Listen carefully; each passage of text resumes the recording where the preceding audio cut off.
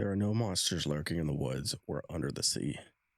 There are only beasts in the gnawing pulse of life. The eternal cycle of eating and being eaten, and the sharp teeth of the hungry, and the gentle hearts of the weak.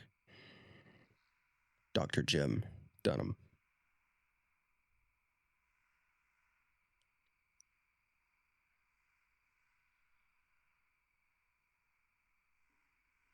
The summer sun beat down on the blacktop of a single-lane road winding into the Arkansas hills, radiating in waves of shiny vapor and washing everything in white heat that made Jim Dunham squint. There were no street signs, no landmarks, and no service. The land dipped and climbed into indistinguishable rolling hills of brown brush and thick trees. He unfolded a map onto the hood of his rental car and tracked his finger along the highlighted route.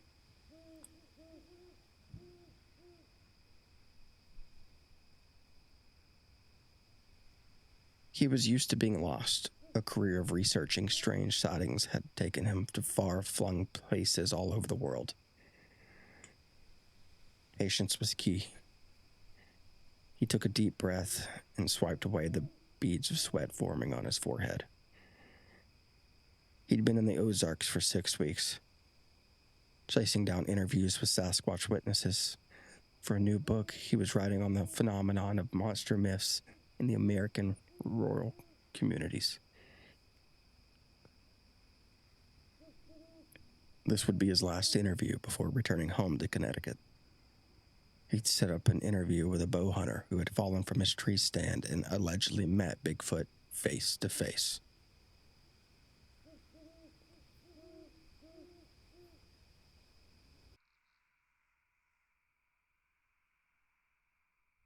Jim could have done the interview over the phone, but he liked to form in-person connections with the people he talked to.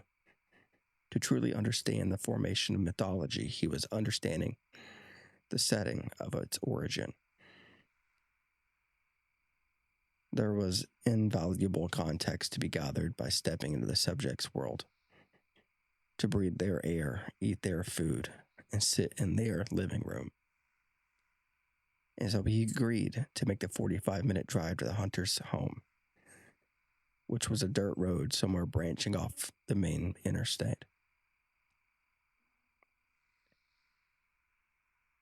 It ain't on Google Maps or anything like that. But if you got a road map, I can show you how to mark it, the bow hunter said, in a molasses-thick twang. While scratching his head in the heat, Jim chuckled a bit as it occurred to him that the whole call might have been a hoax. Maybe there was no bow hunter, no dirt road. He prepared himself for that eventually. Hoaxes were part of this business. People in modified gorilla costumes, badly sewn taxidermy, trumped-up hairstyles. He looked at the map and again at the dry hills. One stray spark and this entire place would go up, he thought to himself. He entertained this fantasy as he folded up his map and mentally prepared himself for the drive back to his hotel. The sound of an oncoming car caught up to his attention. A truck turned the corner and pulled up next to him. It was an old Tacoma, lifted and stripped of its bumpers. A sun-worn face poked out of the driver's side window and released a stern of chew, spit, and facial recognition on the roadside. Jim Dunham. His face was friendly with a good-natured grin that put Jim at ease. That's me. Jim met the man's smile. We spoke over the phone. I'm Frank. Figured you might get turned around out here and decided to come looking for you. Well, you're just in time. It's a good thing, too. Roads get pretty bumpy up ahead. I got my doubts your little silicone slipper right there is going to make it up that, he said, pointing out Jim's Prius and shooting off a friendly wink. Why don't you follow me up road a ways? There's a wider shoulder to park on, and then I'll take you the rest of the way. Why not? Jim said with a casual shrug. He'd come this far. The turnoff was half more of a mile down the road. He was pretty sure the silicone zipper wouldn't have made it either. Calling it a dirt road would be generous by any standard. It was actually more of a narrow, steeply graded climb into the hillside. He counted several half-exposed boulders in the last few feet. Jump in, Frank said with another quaint hill country smile. Jim braced himself as the cab tossed violently up the path. Empty cans of beer and chew rattled like dice on the bare metal floors. After a mile or so, the road smoothed into a dirt clearing surrounded by tree line. A small trailer sat near the edge. How the hell did you get that thing up here in one piece? Jim asked. It took some doing. Frank disappeared through the trailer's small doorway and returned with a cooler and 2 camping chairs. You don't mind me talking outside in the shade, do you? AC's busted, and it stays hotter than hell, or till about midnight. Cold one? Frank extended a can of sweating Busch Light. Jim popped it open and took a long sip. He wasn't a beer drinker, but in those hills and that heat, it tasted like the most refreshing thing in the world. They settled in, and Jim started to up his digital recorder. Frank fidgeted, his happy-go-lucky demeanor slipping slightly. Don't worry about this recording. It's just for notes so that I don't have to stay busy writing during our conversations, Jim said, recognizing the familiar angst he's seen in countless interviewees. There was always a chance they'd change their mind at the last minute. This was the moment of truth. I'm just curious to hear your story. I've been researching this stuff for most of my life. Just tell me the way you'd tell me if we were just sitting around a campfire. All this going in your book? Yup. And your book is on Bigfoot? Not exactly, but you believe in Bigfoot. I'm open to believing in Bigfoot. Frank's face grew tense. Jim swirled the beer around in his hand, thinking of different approaches to salvage the interview. Nah. We both know that's bullshit. You think we're all a bunch of country bumpkins making up stories, right? Frank's posture shifted forward. I don't think that, no. But I'm also not going to lie to you. I've never seen a lot, and I've never heard a lot, and I'm still not convinced. I have something that might convince you. Can I see it? In just a bit. Frank pulled his shirt down past his left shoulder. A large scar covered most of the skin. See this? This is where she got me. A little love bite. She? You mean a female Bigfoot? Frank nodded, staring off into his beer. How did you figure out it was female? Jim followed up. Just a feeling, I suppose. Here we go, Jim thought. Time to push into it. Tell me more. Frank shook his head. He was smirking. You know, I've read your books, right, Dr. Jim Dunham? Fear the dark long enough, and it'll become a vampire, a werewolf, or a Sasquatch. A reason to stay out of the woods and next to a campfire. Sound familiar?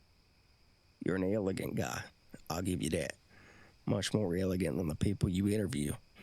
People like me. Jim took another sip of his beer.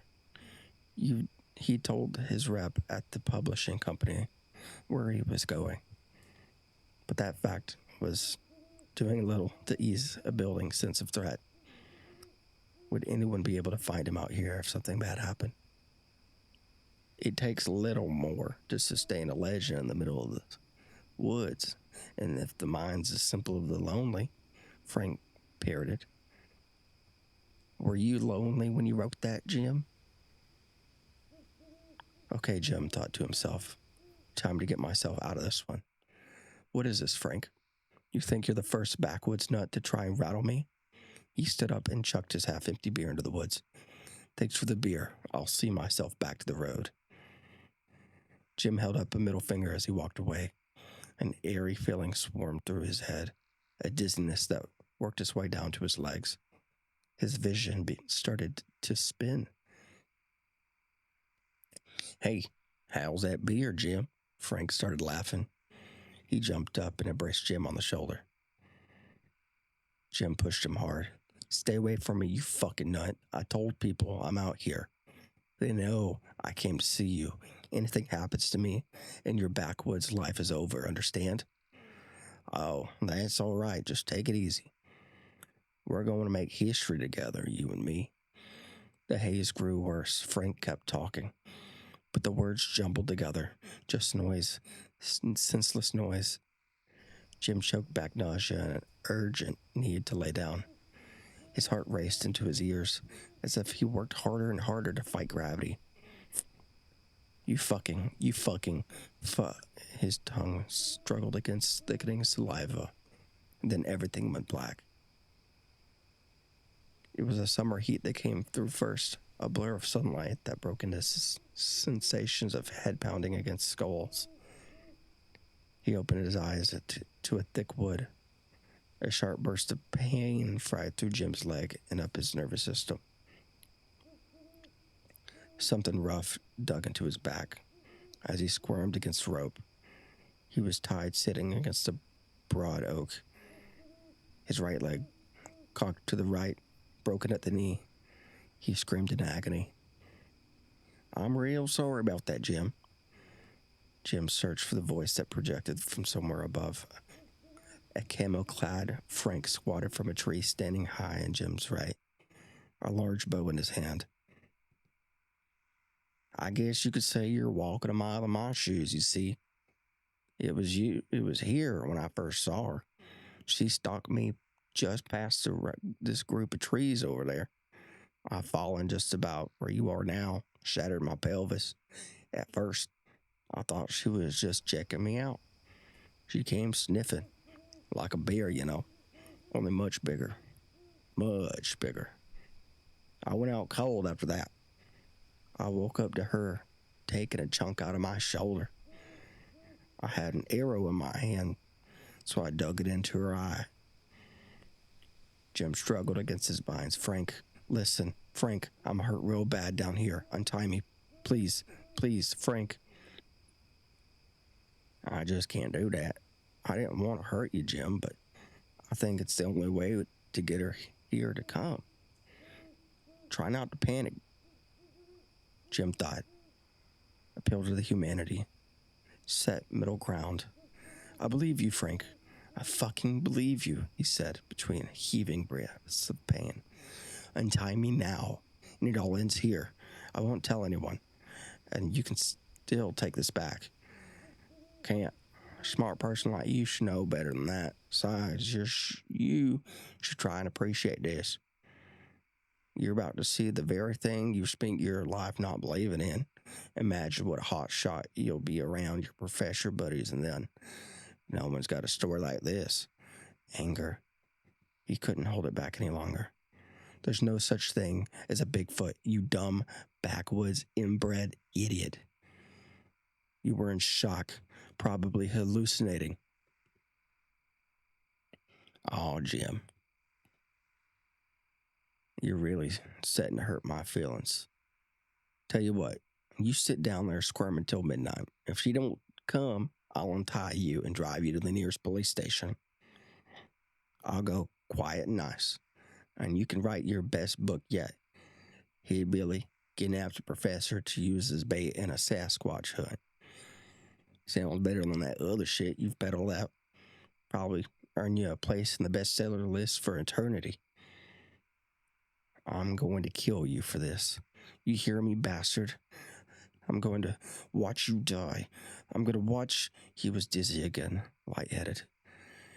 Big talk from the big guy who tied to a tree.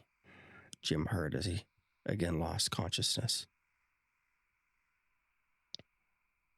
Jim awoke to the darkness and the buzzing of cicadas. The sharp pain in his leg had subdued by an intense pulsating ache. His eyes adjusted to slowly see the outlines of tree stalks taking shape into the dim moonlight that trickled from the canopy above. "Frank," he yelled out. No answer. "Frank, God damn it, answer me." Still nothing. He took a deep breath. A skunkish smell filled his lungs and almost made him dry heave. It wasn't quite skunk-like. It had a filth to it, putrid like rotting meat. He squirmed and felt a bit of slack on the ropes. They must have loosened throughout the day. He worked at it in his shoulders until the rope burned against his skin. Stay calm, he thought to himself. Breathe. Try to slow your heartbeat. His vision began accumulating. The shapes of the trees became sharper. He stared into the night and slowed his breath.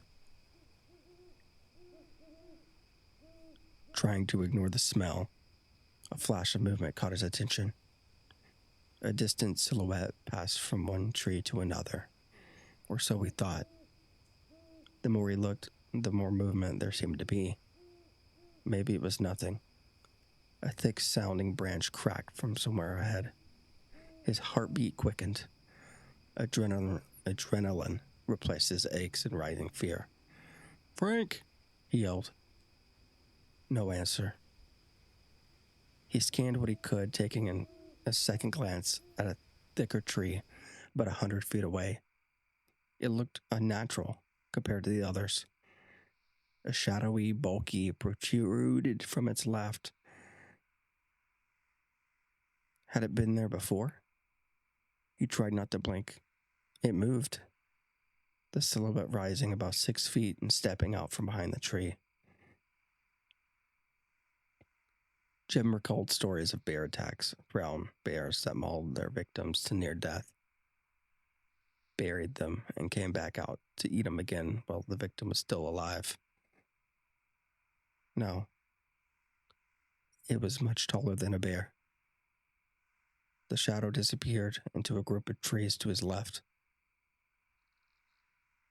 The foul smell grew in intensity. Jim waited in complete stillness. Another branch snapped to his left.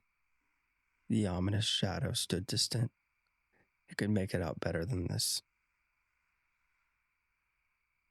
He stood at least a dozen feet tall, maybe taller. All shapes of monsters flooded his imagination until there was only one. Frank said that the thing had stalked him. Is that what he was doing now? Was this really happening? He watched it carefully, looking for any slight motions. Were his eyes playing tricks on him? He adjusted his back slightly to get a better view.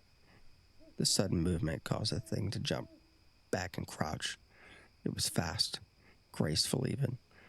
He always imagined Bigfoot moving in slow, hulking strides, like a clumsy gorilla in a badly shot video. But this was not that. He thought back to bear encounter stories. Yell, try to make yourself look big. Someone had told him once he yelled. The thing kept still in its crouched position. He yelled again, louder and longer, until his head ached. Whatever it wasn't bothered. He leaned forward against the ropes and rocked his shoulder. A little more slack, a little more burn. Not a lot of hope. The thing stood and stepped 2 strides closer. He kept rocking. The ropes gave slightly with every movement. He focused all of his energy. Little by little, the enormous figure approached. Its movements grew less cautious and slow. Jim tried to not look back. It seemed to move more when he looked away. The pain in his leg grew sharper. Each shift against the ropes made it worse. and he had to grit his teeth to keep from yelling. Then the thing charged against him. The force of anticipation caused Jim to brace back hard against the tree. It came within feet before jumping back into a crouch. A false charge, Jim thought. It was testing him. From where he was shifting and sitting, his head was now against mid-shin level with it. Its features were ape-like and giant. A stocky torso with a mane-like neck. Escape seemed less possible. He had nothing left to give. He collapsed back, tried, and surrendered. The thing's false charge had sapped his adrenaline. All he wanted was for the pain in his leg to stop. He slumped. As he did, the thing rose. Its steps grew bolder, less like an afraid animal. 15 feet. 10. Its size grew until it stood over him. He shut his eyes. His body trembled under the terror. He didn't want to see it. He just wanted it to be over. He tried not to whimper as his breathing quickened into panic bursts. He felt his hot breath against his skin as it stopped down and sniffed Jim's head. He opened his eyes and met the cruel stare of a terrible, stinking face. The eyes were sunken beneath the protruding brow. A scar marked a gaping right socket where Frank had struck his arrow. Its lips bared back and revealed large canines. Everything in him wanted to sprint, run, move. His trembling was now uncontrollable. He hoped it would be quick. Jim heard Frank's bowstring snap, followed by a meaty slap. The thing jumped back with a loud howl. It turned and rushed Frank's tree stand, moving with incredible speed. Jim twisted his aching body and just could make out Frank struggling to load another arrow. He didn't stand a chance. It had him in seconds. Gripping Frank like a stick, it threw him straight into the ground. Frank smacked the forest floor with an impact that turned his body into a motionless pile of broken flesh and bone. The thing stood over the pulp, pouting with his fists for good measure. Jim struggled for his life against the ropes. He was free. He crawled, digging with elbows and one good leg against the dirt. He made it a few feet when a crushing weight landed between his shoulder blades.